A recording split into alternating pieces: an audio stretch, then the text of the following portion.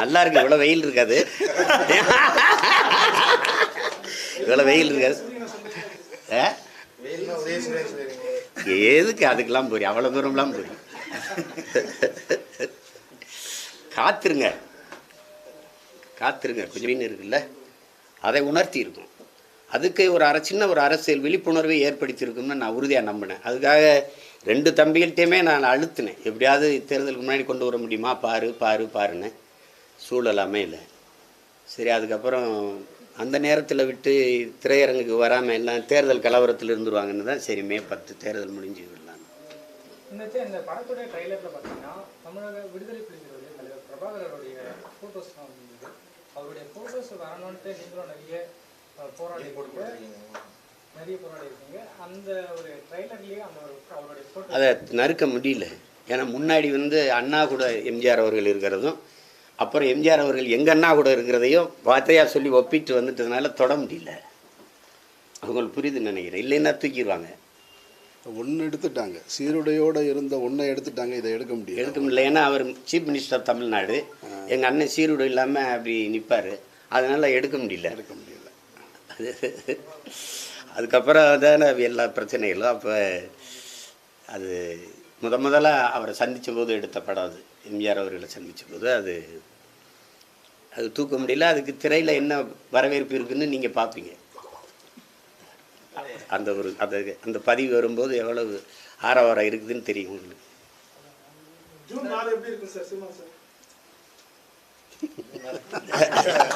நல்லா இருக்கு. இவ்வளோ வெயில் இருக்காது, இவ்வளோ வெயில் இருக்காது. எதுக்கு அதுக்கெல்லாம் போறீங்க? அவ்வளோ தூரம்லாம் போறீங்க. காத்துருங்க, கொஞ்சம் பொறுத்துருங்க, காத்துருங்க.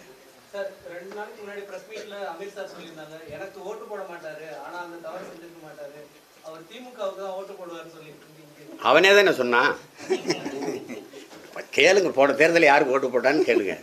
எங்கள் வீட்டில் எங்கள் அண்ணன் பசங்கள்லாம் எனக்கு போடுவாங்க, இவன் அங்கே தான் போட்டேன்னு தான் சொன்னான். அப்புறம் அவனை வச்சுட்டு தான் சொல்கிறேன்.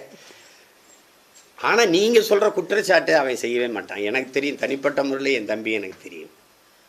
அவன் இரையச்சம் கொண்டவன், உண்மையிலேயே நபிகள் வழியில் நடக்கிறவன். அதனால் அதை செய்யவே மாட்டான். மற்றவங்க செய்கிறதுக்கு நாம் எப்படி பொறுப்பேற்க முடியும்? அதை திரும்ப நான் அவங்களுக்கு சொல்கிறேன். இப்போ என் தம்பி படம் தயாரிச்சிருக்கான், இந்த காசை எப்படா சம்பாரிச்சான்னு கேட்டுக்கிட்டு நாங்கள் படம் நடிக்கவோ இயக்கவோ முடியாது. ஒரு தயாரிப்பாளர் வாய்ப்பு கொடுக்குறாரு, வேலை செய்கிறோம், அவ்வளோதான். ஜூன் 4 வெயில் வராதுன்றீங்க, ஒருவேளை மழை வந்து பூ ஏதாவது மலர அது தண்ணீரில் மலர வாய்ப்பு இருக்கு, தமிழர்கள் கண்ணீரில் மலர வாய்ப்பு கிடையாது. இந்திய நாட்டின் மருத்துவ மாணவர்கள், தரமான மருத்துவ மாணவர்களை உருவாக்க அமெரிக்காவில் இருக்கிற ஒரு தனியார் நிறுவனத்திற்கான தேவை என்னன்னு புரோமெட்ரிக்குங்கிற அமெரிக்க நிறுவனத்துக்கு தேவை என்ன? இந்தியாவில் தரமான மருத்துவரை உருவாக்கி கொடுக்க. ஏன் நீ அவன்கிட்ட கொடுக்குற ஒரு தேர்வை கூட ஒரு மாணவனுக்கு நடத்த முடியாது அவனால்? வட இந்தியாவிலலாம் எந்த பெண்ணுக்கு தோடை கழட்டி மூக்கத்தை கழட்டி நீங்கள் பார்த்துருக்கீங்க? ஆனால் என் மாநிலத்தில் மட்டும்தான் தோடு மூக்கத்திக்குள்ளே விட்டு கொண்டு வர முடியும்னு சொல்கிறேன். நீங்கள் இவிஎம் எந்திரத்துக்குள்ளே ஒன்றும் பண்ண முடியாதுன்னு சொல்கிறீங்க. ரெண்டையும் நீங்கள் தான் சொல்கிறீங்க. துப்பட்டாவை கலட்டுறீங்க, உள்ளாடை கலட்டுறீங்க, தலைமுடியை விரித்து போடுறீங்க. எங்கள் பிள்ளைய தேர்வு எப்படி எழுதும்? என்ன மனநிலையில் நீங்கள் உள்ளே அனுப்புறீங்க எங்களை? என்னுடைய பொண்ணு 2 வருஷத்துக்கு முன்னாடி நீட் எழுத போச்சு.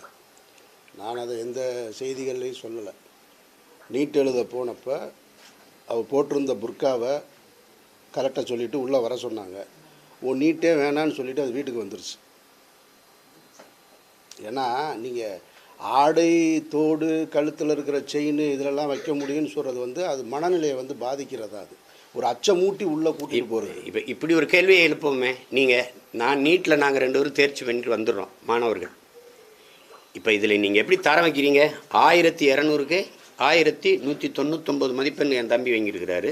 நான் 800 வாங்கி எல்லையில் தான் தேர்ச்சி விட்டுருக்கேன், பார்டரில் பாஸ் பண்ணியிருக்கேன். ஆனால் நான் நீட்டில் தேர்ச்சி விட்டுறேன், இவர் நீட்டில் தோற்றுறாரு. அப்போ இவர் தகுதியற்ற மாணவர்ன்றீங்க மருத்துவம் படிக்க.